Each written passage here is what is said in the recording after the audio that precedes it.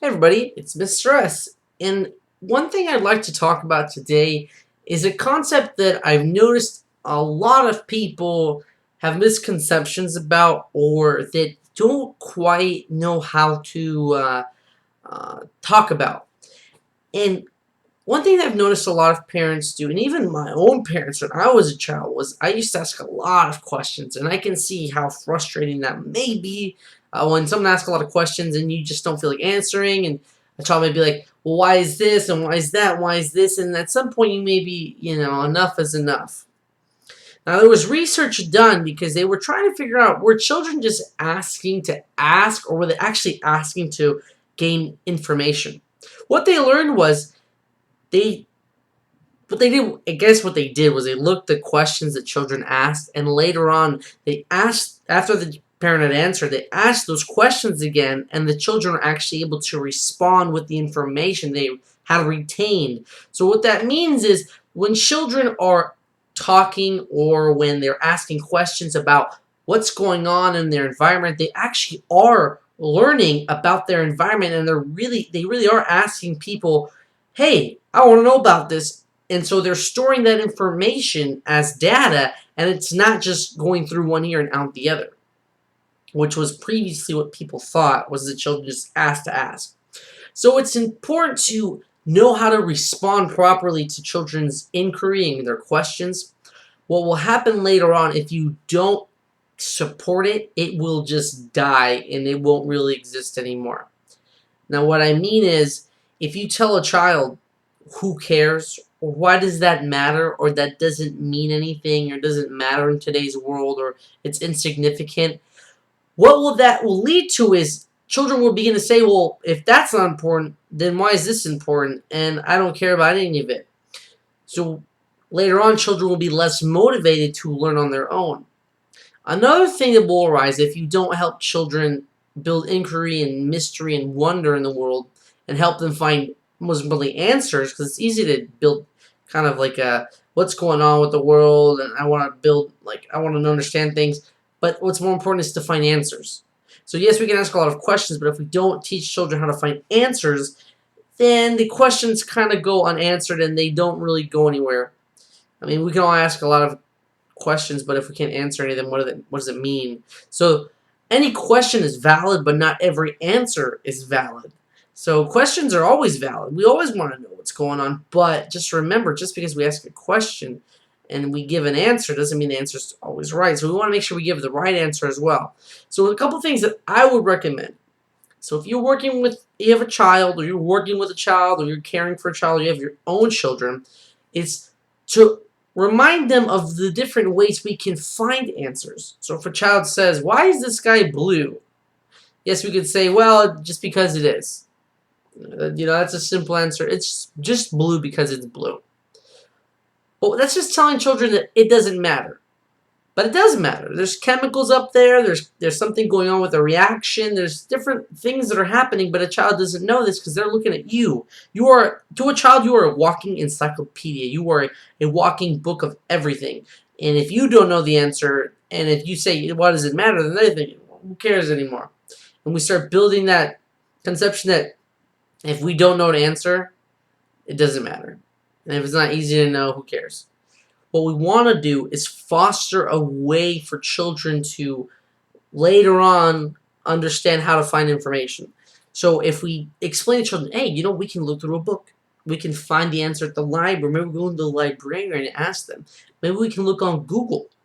Maybe we can ask your uncle to help us find the answer, or a cousin, or somebody in your family, maybe a neighbor. Involve a neighbor to come over and talk to you about, hey, we're trying to find an answer. Maybe we want to come talk to you, and show them that people around us can answer questions that maybe we aren't aware of. But at the same time, there's multiple ways of finding answers. I would suggest writing things down in a book. So keep a book with you of questions. And let the children say, okay, when they come up with a question, say, okay, I'm going to write down our question right now. And we'll save it for later. Now, I know at first children ask a million questions, and that's okay. I mean, technically, if you want to cheat the system a little bit, don't write all the questions down. Write down what's important. And then maybe you can answer some of them right then and there.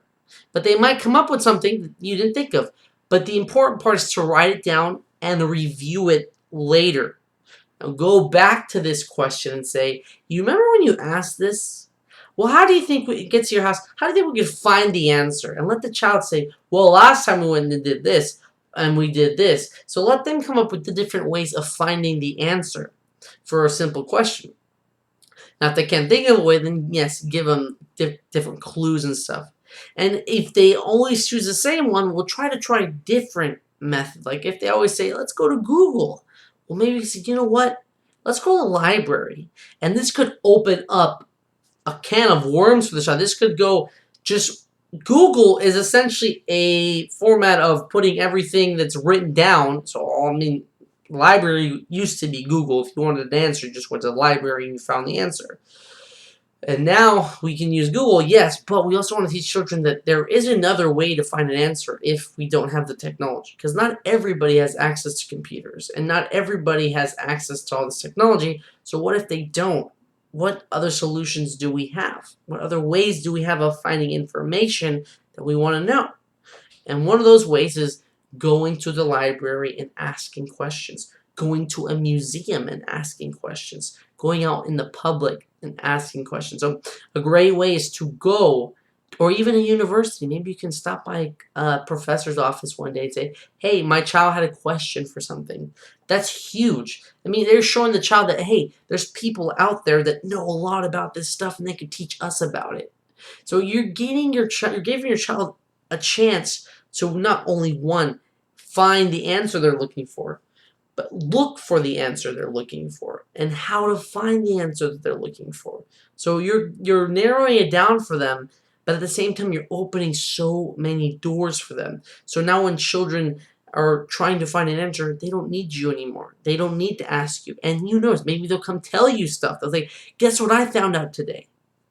And if they do ask you something later on, or do tell you something, they'll say, hey, guess what I found out? And they tell you something, try to find a way to enhance it, to keep it going, to push it to the next level. Like, oh, really? Well, what about this concept? So if a child says, you know, did you know that when water falls from the sky, you can see a rainbow? And you can say, well, why do you think that rainbow happens? What do you think has going on? What can you think of that maybe makes that rainbow come up? Or even give a hint. You know, look up prisms, and you're going to find something about that. And tell me what you find, and tell me about the color spectrum. So give them the clues to what you want. Of course, this works later on for children who are older, but it all starts when they're young. And if you don't talk to them and help them find answers while they're young and asking questions, they won't develop these skills right away. It might take them a long time. And if you don't do it now, and they might never develop it. They might always be, well, it doesn't matter, who cares, and it is irrelevant to me. And we don't want that. We want people who are independent thinkers, who are unique thinkers, who can think ahead, we want people who can find answers instead of always finding problems. Because, like I said, anybody can find a problem. But finding solutions, those are the people that go farther in life. People who can find solutions to those problems. And the only way we can do that is by fostering inquiry and giving children experiences that they may not have had at a young age. You know, they may have missed. So we want to give them these experiences now so that they do have them. And later on, they're going to thank you for it. This is Mr. S, and I'm just telling you guys about inquiry and asking questions and talking to children and why is it important. So everybody, I hope you guys have a great day. And I'll see you guys later.